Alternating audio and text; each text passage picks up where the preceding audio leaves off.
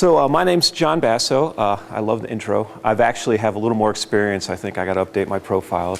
I'm going about 25 now, so 25 years doing this. Amadeus has been around for about 18 years now, a little over 18 years. So we've been doing technology for a long time. I like to say before people knew about the internet, but the internet was actually around, just nobody knew about it.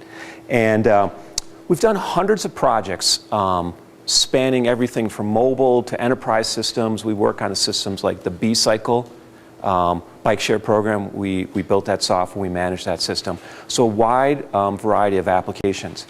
And for some of the folks here who have been in sales or been in business, so if I've had hundreds of clients, that means I've talked to thousands and thousands of people. Now, I haven't personally talked to them. Our team's grown. But in the years, after talking to all these people, you start to pick up on the patterns of what's kind of going out there. And there was a pattern I want to talk about today that I believe is very hard to detect, but is a very powerful and impactful pattern that people just don't know about because what they read in the press isn't this. And it's a whole concept around, you know, what makes a successful company and what are the different ways that you can have a successful company. So, okay, so before I start, just a trivia question, a couple trivia questions. Does anybody have any idea how many meetup groups there are in the city of Boulder? Just the city. Any wild guess? That's close. Higher. How much, 1,000? 40,000. No. There's, yeah, one per person, yeah. There's 1,200 groups, which is amazing. I know we run 3 or 4 or 5 at Amadeus, and we're just one company, and our office building is only so big. We're only 100 people, so you can imagine a number of groups. So very entrepreneur city. This is kind of a give me. What city was named the best town for startups? Boulder. There you go. And this is going to be a lot harder for you.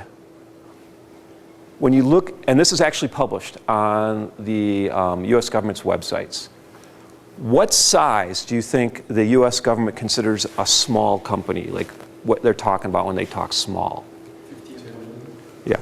Yeah, so here's the interesting thing. They vary it by, if you're, go on? What was the answer? 15, I'm sorry. Yeah, so one of the answers was 15 million. So it's interesting. The government actually has some level of sophistication here where they change what they consider small based on the industry, if it's manufacturing or consulting or what be. But it's in the range of, you know, $7 million, and for some groups it's up to 500 employees. So I got to noodle that for a second. So, you know, here's Amadeus. We're not even a 100-person company. We're close to 100. We're doing about $10 million.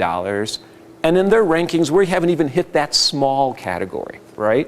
So when I'm working with clients who are just starting out, and maybe in some cases are going to build a company that by design is 4 or 5 people or very focused, what do you call those things? Because those things aren't even on the chart of what the government considers small. So this idea intrigued me because I'm thinking, you know, what's going on here? And so I took the patterns I saw from all the companies that we've talked to, and especially some of the clients we worked with. I talked to my peers, and I started just calling these people, and I started interviewing them. And that turned into me writing a book. And by the way, I am not an author. But it's a really small book, but it was a way for me to organize my thoughts. And one of the things I thought was fascinating is you can pick up any paper almost any day. When I was writing this, it was like AT&T was trying to buy, you know, Verizon or something that day, right? It didn't go through, but it was trying to happen. And there's this concept of bigger is better. We're literally, it's just this drive to this enormous size. And it's all about that. And so the whole culture, and it's just not in the US, by the way, and the whole culture is driving towards this concept as bigger is better. And underneath all that noise in the paper, if you talk to some individuals, I will argue that there is another way. So the only thing I want to convince you of today, I don't really have anything to sell you, I'm not really promoting anything, is that I want you to consider the possibility there's another approach to running a successful company, that bigger isn't always better. And anybody here take economics? Okay, a couple people, right. And so everybody always hears about economies of scale, right? That's what everybody's always talking about. But there's a yin to that yang, and it's called diseconomies of scales. And go look in the paper for diseconomies of scales. You don't see that anywhere in the Wall Street Journal. All you see is they're going to gain economies of scales. And survey after survey and study after study shows they really don't live up to the promises of mergers and acquisitions, of this economies of scales. That's a little bit of a pipe dream. Now, there is the concept of purchasing power. So you get big, you have purchasing power. But this diseconomies of scale is very strong and powerful. We're going to touch on this in a second. And it is a very powerful counterforce to the economies of scales. And in some cases, it's more powerful than economies of scales. It outweighs it.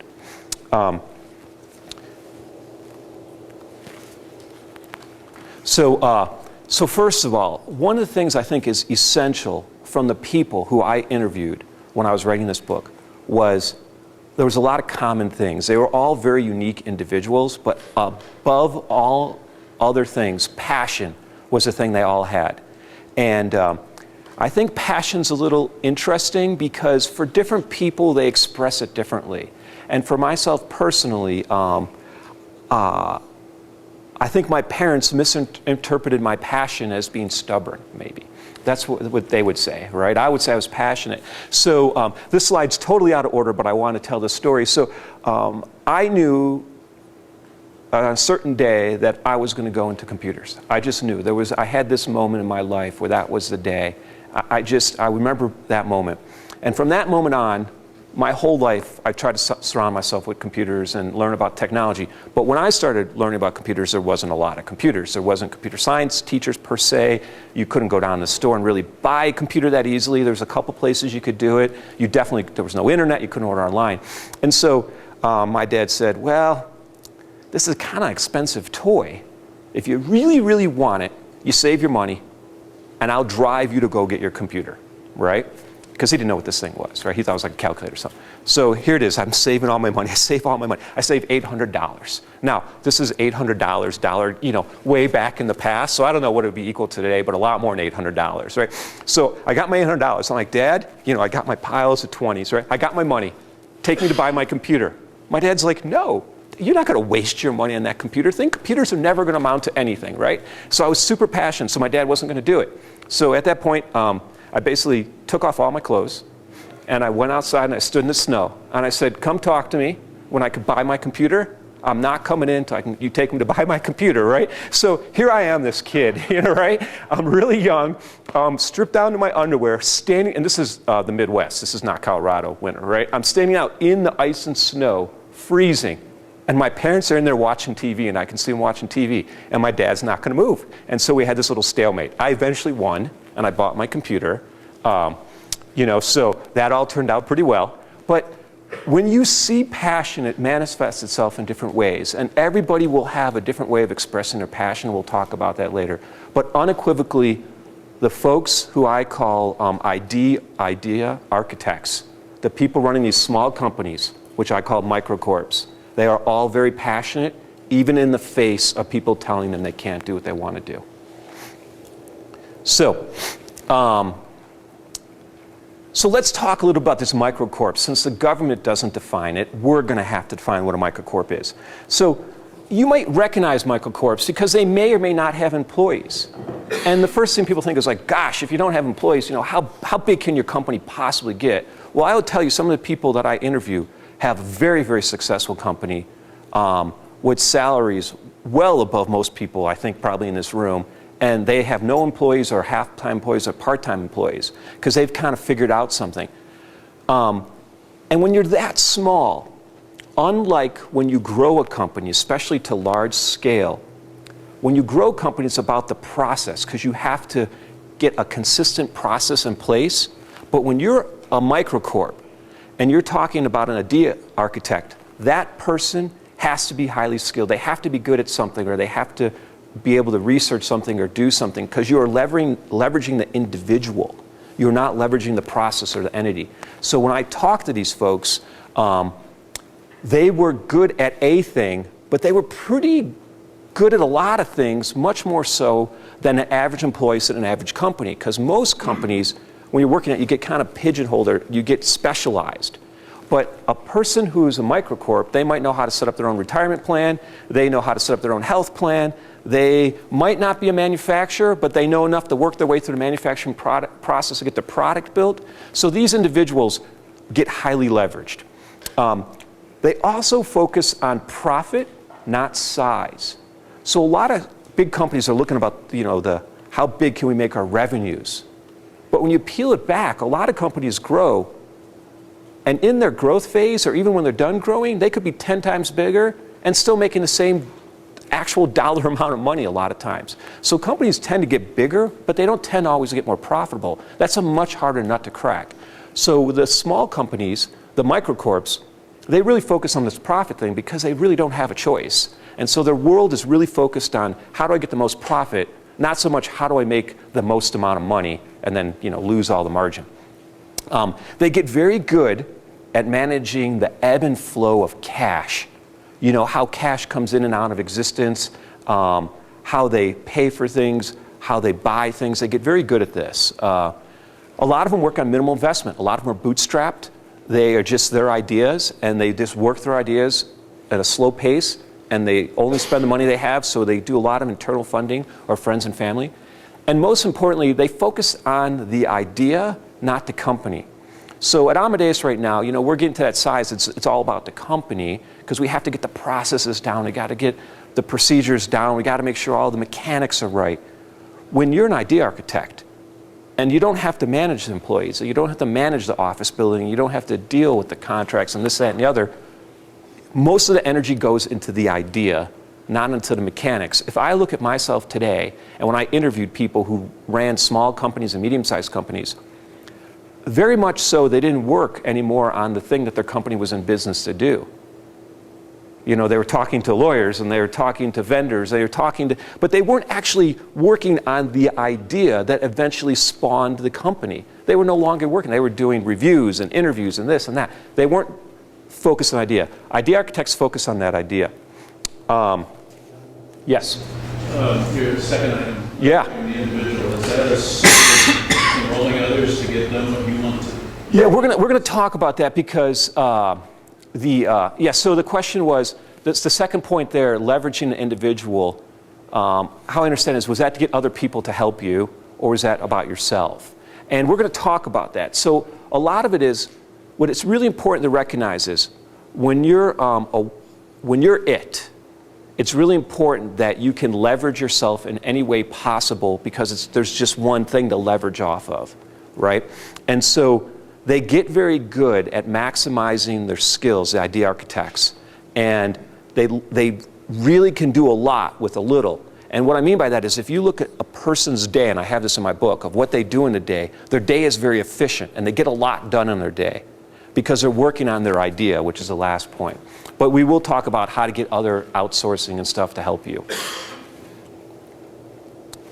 Okay, so there's a lot of stuff that I learned. I'm just trying to kind of cull it down a little bit. And we're going to talk about best fit, failing fast, which is not the same thing that venture capitalists mean when they say fail fast. I'll explain my fail fast. Faking it, bursting, which is a concept a lot of people use, and making space for creativity. A lot of us kind of get focused on the minutia of our day, but we're not really being creative, and I'm going to talk about that. All right, so best fit.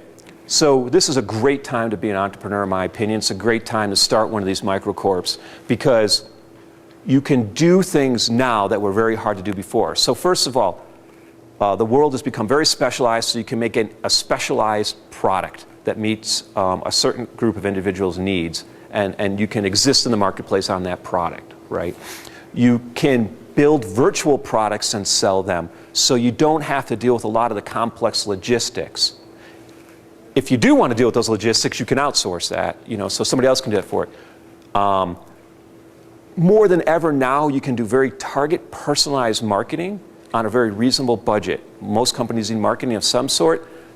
I remember when Amadeus started, we put an ad in the phone book, and that was our target personalized marketing. And it was, there wasn't much you can do. I'm not saying you couldn't run newspaper ads or something. There were some things, but it's really amazing now what's available to people in terms of space. You can serve these unmet needs because there's ways to get these needs out there. And what you really have to focus on is, can you explain your product? If you can't get up here in 5 or 10 seconds and explain your product, it's probably not a good fit for a microcorp. If you need this laborious sales process, I just bought some telco for the Amadeus office. You know, it's like 20 phone calls back and forth. I'm like, I don't understand the line items because it's a phone company. It's really complicated. Okay, that's not a good fit for a microcorp to, you know, do that kind of thing the way, you know, the phone company is doing it. But there's a lot of ways you can find out, does your idea fit that? If you're starting a car company, you're not going to be a microcorp. You can only, I mean, even Tesla, which is a little bitty car company, they have, you know, a $300 million factory, right? And they have hundreds of employees and designs and contracts and stuff. That's not a good fit for microcorp. The idea has to be such a size that it can be managed by you or a small amount of people. So this fail fast. So, you know, it's your money, or it's your friend's money, or your relative's money. So the idea is, what you have to do is you have to build the smallest part of your idea that makes your idea unique, and nothing else. I mean, absolutely nothing else. The hardest part that entrepreneurs have is they blue sky everything, put all this stuff on the board. They write a million things down they're going to build. They're going to build the next Facebook, the whatever. And instead of focusing on things, it's very hard to reduce all that noise and make the product that makes your, you know, focus on the part of your idea that makes your product significantly unique and gives you an advantage. When I interviewed people, and I asked them, please tell me about your failures, they could not even answer the question. And it wasn't that they didn't have failures, they all had lots of failures. But to most idea architects, failures is part of success. It's not the other thing that happens. And so idea architects are like, well, I don't understand. When you ask me how many companies I started, what does that mean? I start companies like all the time. And like, well, how many did you incorporate? They're like, oh, I guess if I count the ones I incorporated, like, well, how many failed? He's like, what do you mean by failed? And so idea architects have a very different view of the world in the sense that failure is part of it. And if they're not failing at little mini failures, they're not moving anywhere. And so failure wasn't seen as this horrific thing that happens opposite of success. It was part of success. And so I think some of that's pretty straightforward. Faking it. So this is interesting. So at Amadeus, we use TD Ameritrade, huge company, a massive company, right? And they do our retirement plan. What most people don't know is the employees log into this beautiful website, and it does like, I have no idea how many people they have programming that website. I couldn't even tell you all the features. I couldn't even tell you all the screens. I haven't even made it to every single screen on their website. Enormous. Each month, we send them an Excel spreadsheet with a check on what people are contributing to the retirement plan, and somebody on there and types that in because they have yet to build the system to somehow interface with getting the money in for the retirement. And I am sure that's on their list sometime. But what they're doing is, they're an example of a big company faking it, where behind the scenes, to the consumer, it looks all pretty.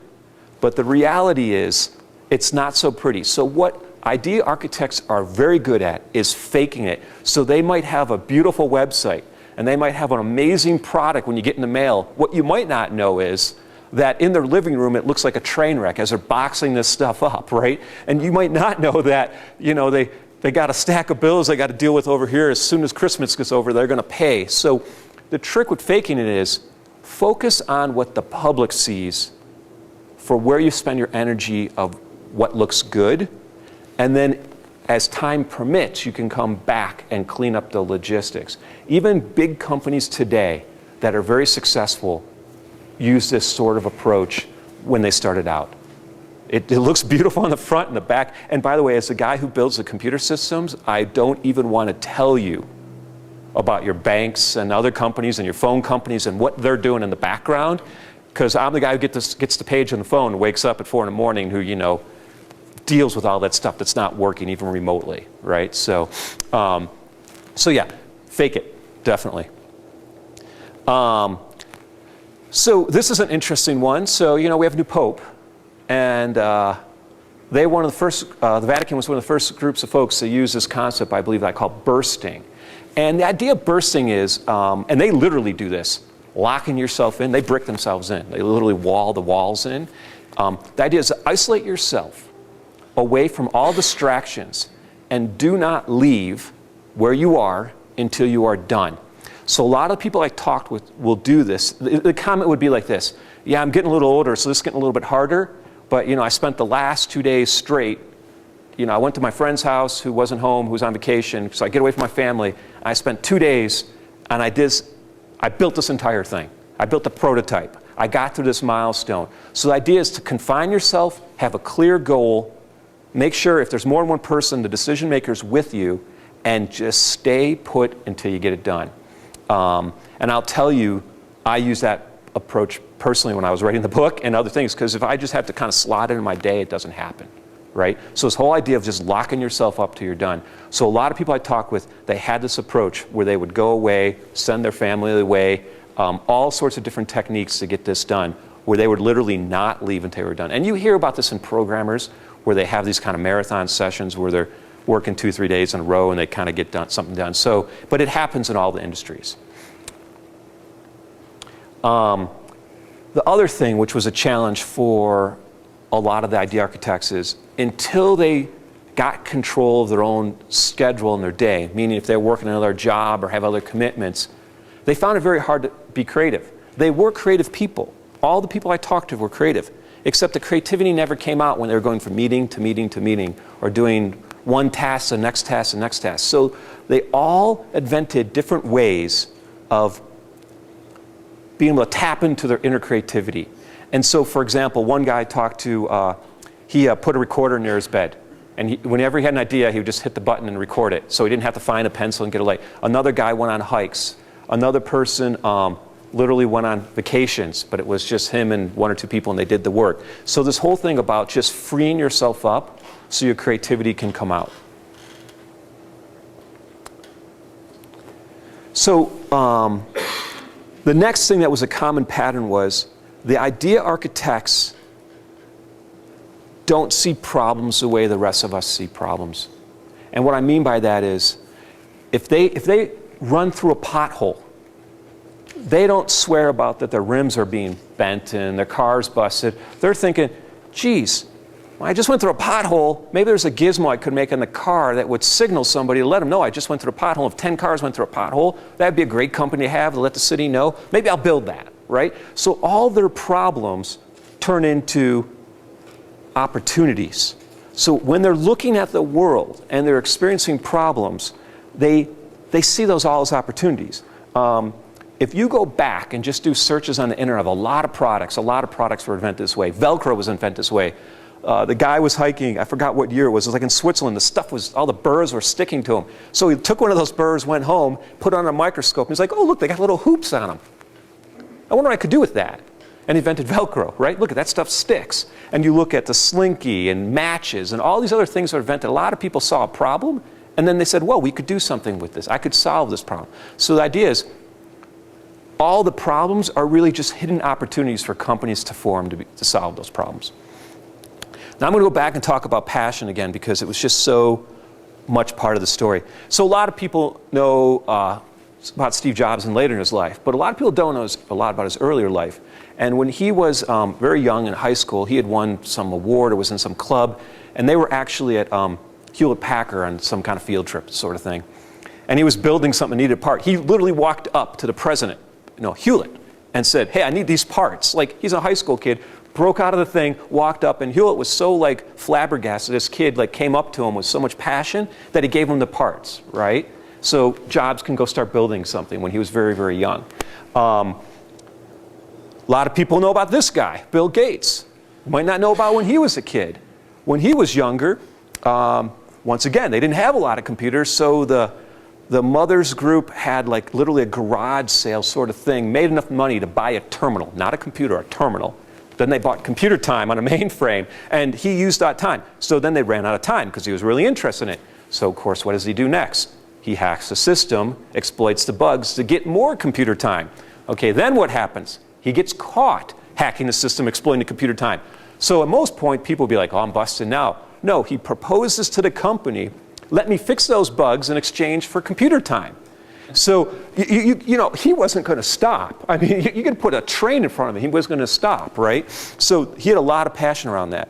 A local company, Izzy, I actually bumped in to one of the guys who started this company I worked with at one point in time. And he's like, I just wanted a better drink that wasn't full of junk. I'm just trying to make a better drink for myself. And he sat down, they started making this stuff in their, literally like in their basement, they started building this company. Anybody drink beer? New Belgium.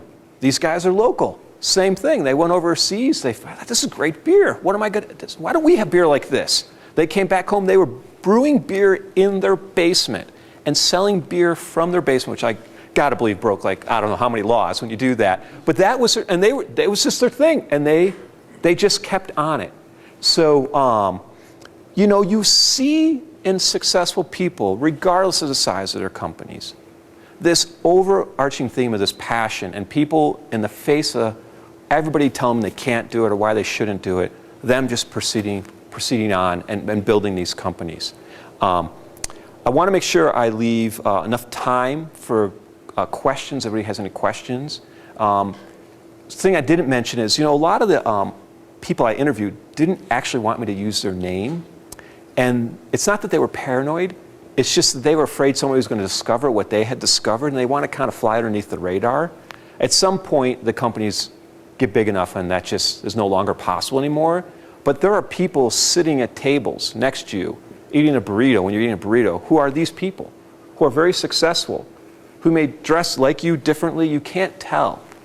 And a lot of them fly underneath the radar, and they have 1 or 2 or 3 person companies, and they're very successful at building something that is better, not so much bigger. Yes? So help me to understand the psychology there that people maybe you could say. Yeah. On why they wouldn't.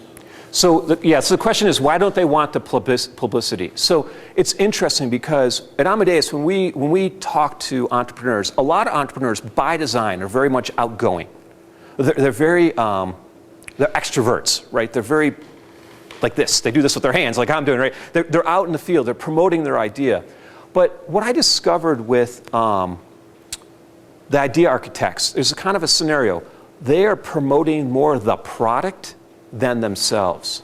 So they do work to promote their products so they can get customers or users or you know, whatever it might be.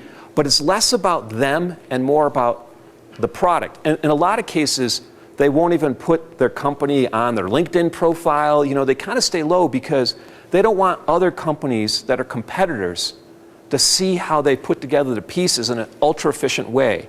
And what you have to remember is some of these companies with very low number of staff, or in some cases they're outsourced or contract labor, are, you know, they're making millions and millions of dollars doing the same thing that companies much larger are attempting to do and failing.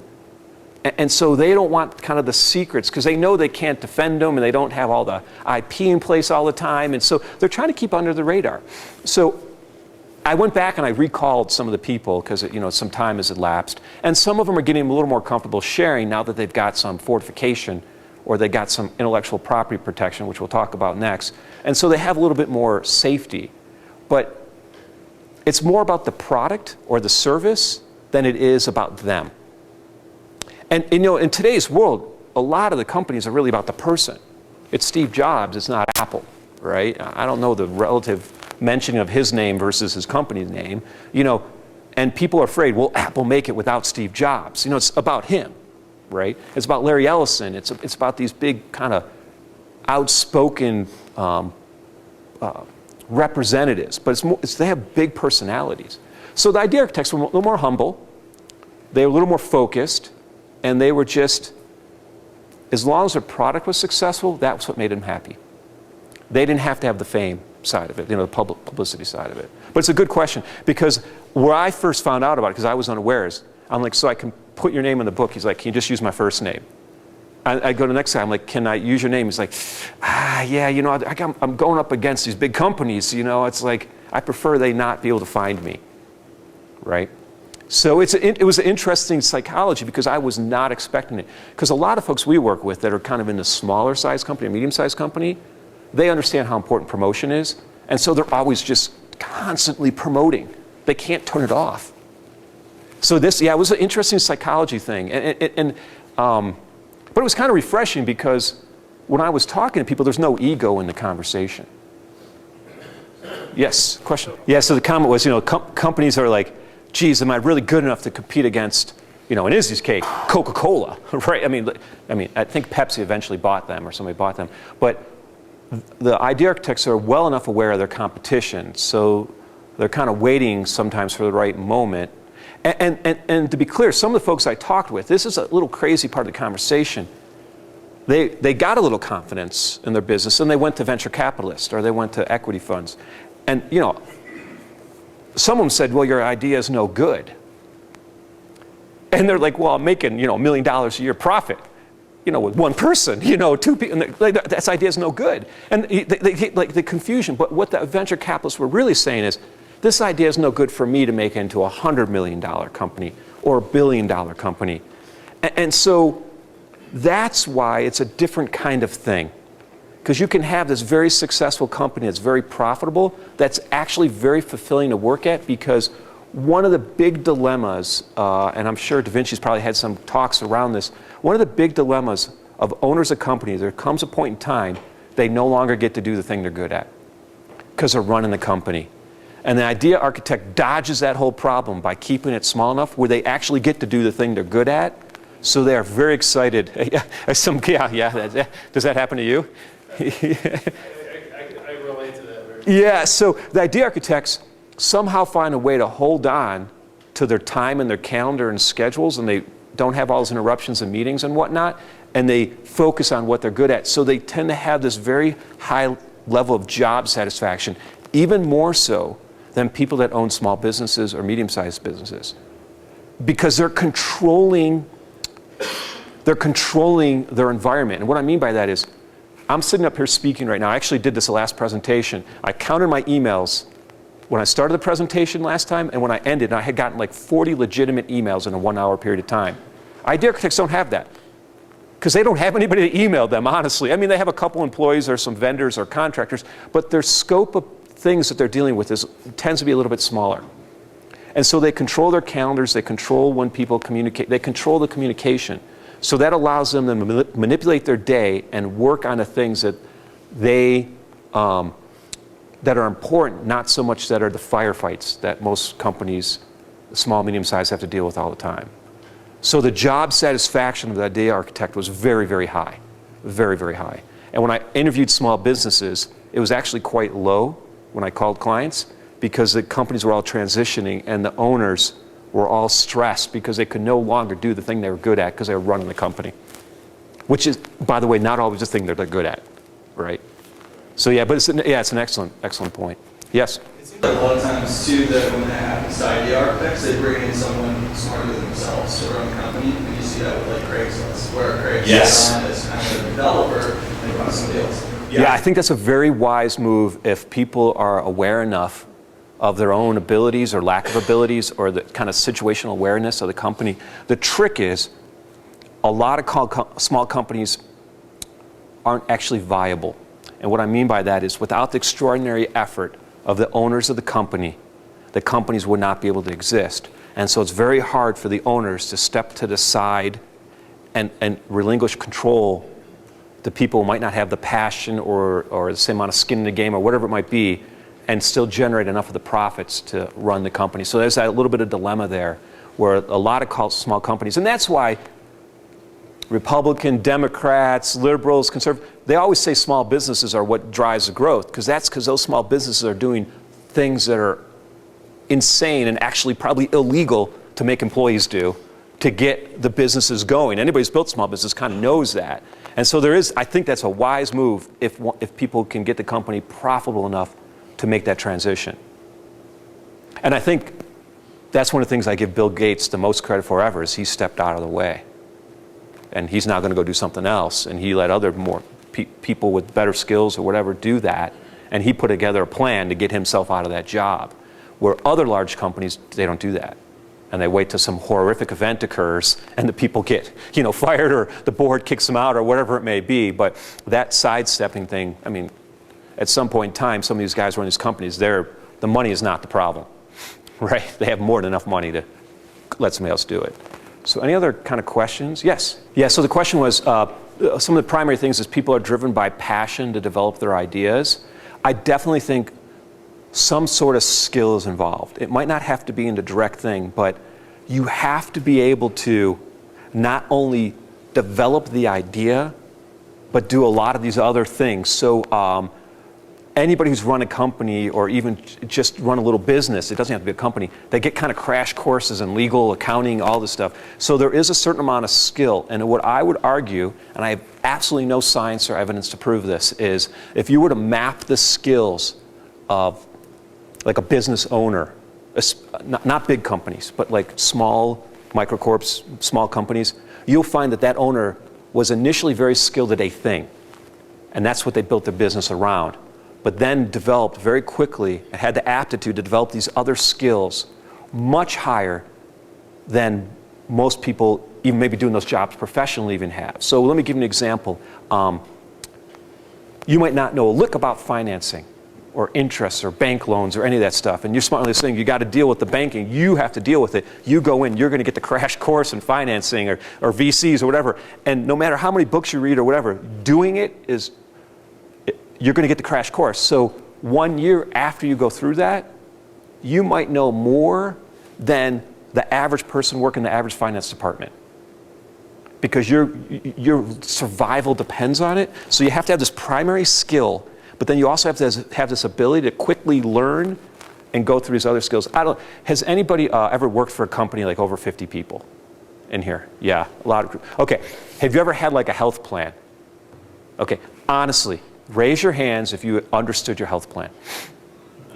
Okay, zero people understood. Okay, the person running the plan, the owner who picked the plan and they understand the plan. They might be the only person in the company understands the plan. Same with the retirement plan. Same with the, whatever, a vendor relationship, right? So I think there's this initial skill requirement and the aptitude to learn quickly these other things. Not that you ever have to ever do them full time, but you have to do them enough to survive and to get them out of the way, right? So interestingly enough, if you could get a list of companies you don't know, maybe 50 people companies, $10 million, $100 million, $10 million, 100 people, 50 people, you could call any one of those owners and been doing it for a decade, and you could ask them crazy questions about HR, legal, and they'll know it. And then you can then turn around and call like an HR department somewhere, and they might not even know what the other guy knows, or might not understand it. So you embody all that knowledge. And so that's, I think, a very important thing, to be able to learn fast and have that primary skill. Because it's very hard to go into industries you don't understand, right? And try to penetrate them. Yeah, so the question is, you worked at a big company, nobody cares about the ideas because... What are some of the other reasons?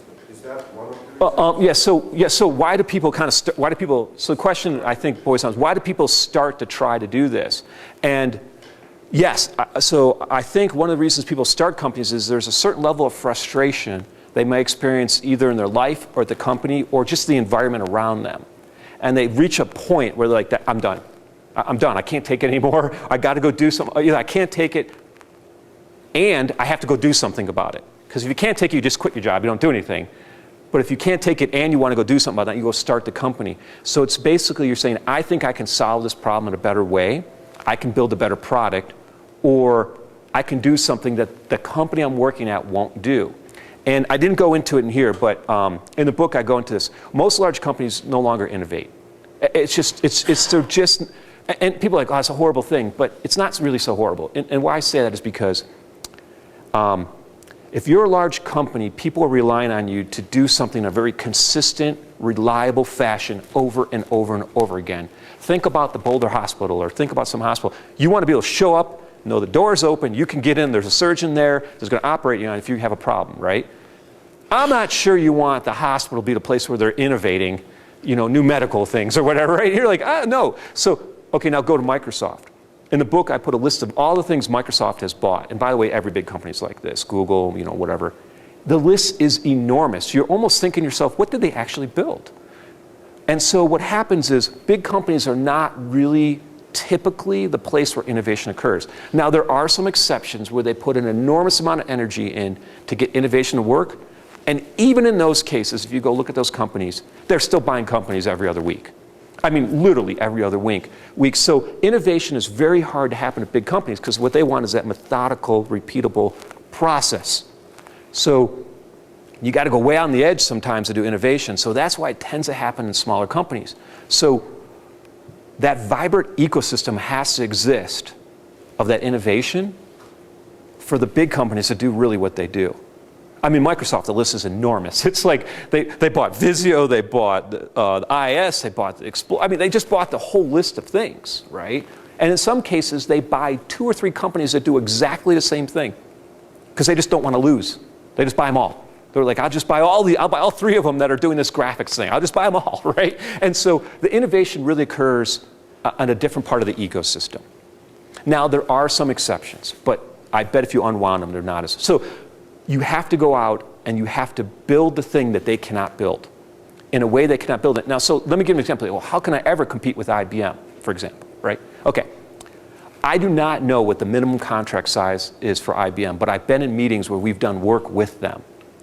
And they're like, well, you know, we really don't touch anything under 5 million, or we don't touch anything under 1 million. Opportunity. So how is IBM going to build a mobile app? Because Amadeus, we build a lot of mobile apps for way under $5 million. We build mobile apps for under 500,000. In some cases, we build them under 50,000. So IBM can't even have that first conversation with a potential client to build a mobile app because their starting point, because of their overhead, is way up here. So all between there and there is opportunities for other companies besides the IBM. So you're saying, how can I compete with a big company like IBM? Easy.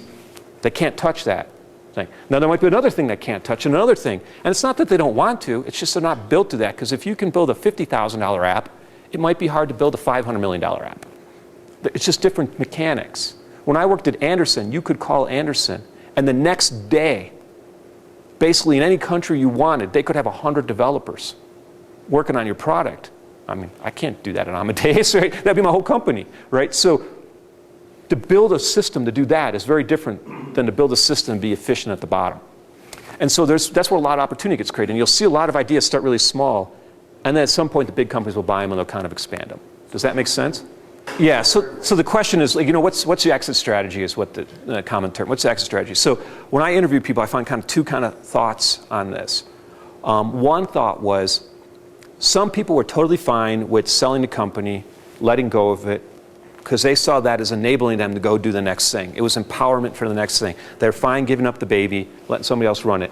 There's another group of people that said, well, I kind of got the golden goose. I'm just going to keep getting the golden eggs. You know, I'm going to keep harnessing the money for as long as I can because the effort's very low. I've optimized it. It works very well.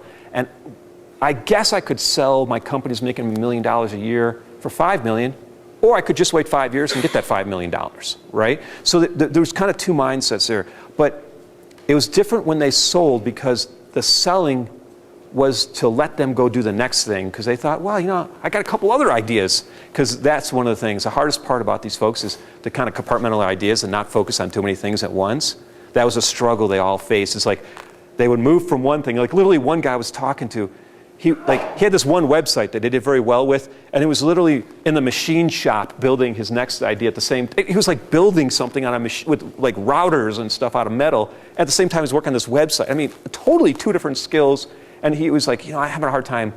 I got to focus. So part of the problem, you got to focus on a thing and get it done. So you have to have the ability to kind of park your ideas. And if you look at great authors and movie makers, you'll see they put an idea on the shelf for 20 years or 10 years. And they just hadn't got to the place where they got to the idea. So either selling so they can work on the next thing or just keeping it. Just keeping it. And that's a very different counterculture approach right now. Because most people are like, get it big, sell it off, right? And then the problem is the big company, and I've seen this with supplements and other things like that, when big companies buy products, the very first thing they have to deal with is their CFO, which most microcorps don't have. And the CFO is like, how can I leverage more margin out of this thing? And this is the honest truth. They will actually start removing active ingredients in products to reduce the cost, to get in below the thresholds of what the box stores want. So one of the fears of a lot of entrepreneurs and small businesses is they're going to wreck my product. Yeah, because they're going to reduce it a lot of times to not to be that great product and just make it average because they're going to take all the good things out to get the margin. And so there's this drive towards this margin. And so a lot of entrepreneurs have a lot of angst with giving stuff up. Because if you give it up, you're really giving it up. And if you put really premium products in there, they're going to try to reduce the cost of the bottle. Like, they're going to try to reduce the bottle, the ingredients, the packaging, everything. You might have had beautiful labeling. They're like, oh, that costs 2 cents more. Got to go, right? So that happens, right? That happens. Other kind of, yeah, question? Yeah, so faking it. So the question is, what are the boundaries of faking it? So first of all, I'm not the lawyer. I'll let the lawyer answer the lawyer questions. But you should not be lying, right? The faking does not mean misrepresentation. But faking it's more like you have 10 things you have to do that you know you need to do.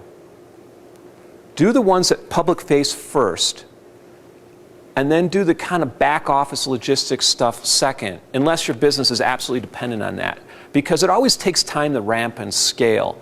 And so what faking is, like, make sure at a minimum the experience to the customer is great. If you have to go back behind the scenes and do stuff in Excel and crunch numbers and whatever to get all the work, that's fine, but don't bring that stuff and expose it to the customers. And so I cannot tell you, and I will not tell you because I'm under NDA, of all the customers I worked with where, they have jobs that restart the servers every night. We inherit code at Amadeus, so like, oh, geez, we're making this money, we're growing 50% a year, but our stuff isn't working so well. You look at it, you're like, well, no wonder it's not working so well, right? And it's a disaster. Well, they can't take 6 months off, turn the site off, and go fix it. So we put in place stuff to like reboot the servers and scrub the databases. They're totally faking it. And some of these companies are huge, right?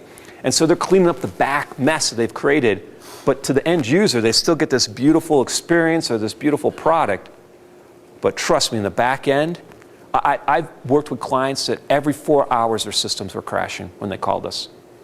They couldn't keep them running for 4 hours. But the customers didn't always know, right? So they were kind of keeping the customer facade. So the trick is, make sure the customer sees the good stuff, and then you have to get back and fix that because you won't be able to scale, either in size or profits, because you have to have smooth logistics. Things have to be friction-free in your operations to either make more profit or to grow the company. They just have to be, or that will be. And that's why, like in technology, you see a lot of like 1 or 2 person consulting companies, and then you see these monster like consulting companies, and there's not a whole bunch of people between 50 and 500, because you have to learn how to scale the back-end processes, and little companies just don't do a lot of that stuff, right? So you tend to see these kind of edges of some industries, and the middle is kind of hard to be in because people can't make it through that transition because they're faking it really well at the little side, but then you have to stop faking at some point to get your operations in order to scale, or you will not scale. And there's clear evidence of that in many industries when you look at the industries. Yeah, any other questions? Yes? One sort of trivial one. Where is your book available? Oh, yeah, so yeah, if anybody wants an idea for a company, they could make a better book editors for these ebooks. So it's up in Amazon, it's in iTunes, and there's a couple other places. If you go there, I have a little card, you can Q code and it'll tell you where to get the book. Yeah, it has to be a great idea for a company because those products are horrible. The products where you like publish your book, they're just disasters. It reminds me of technology from 15 years ago. Yeah, I came to a couple of things here, DaVinci stuff, and that's why I finally got like enough ambition to like, okay, I'm going to go in and do this. But when I got to this part, I will not lie. I tried it, and I'm a tech guy, and I said, this is so bad. I tapped out, and I handed it right over to my marketing department. I said, can you please just get this thing live? I wrote it. Can you just get it up there? Because the tools, I was like, if I have to like get through this last step, it will never happen because the tools are just atrocious. They're just horrible. You can muscle through them, but yeah, anybody who works with any softwares of any elegance will just be angry when they use that software. It's really bad. It's all usable. It's just really bad. It's like WordStar. It's like, yeah, it's that kind of technology. Any other things? And I think we have a small break. Is that right?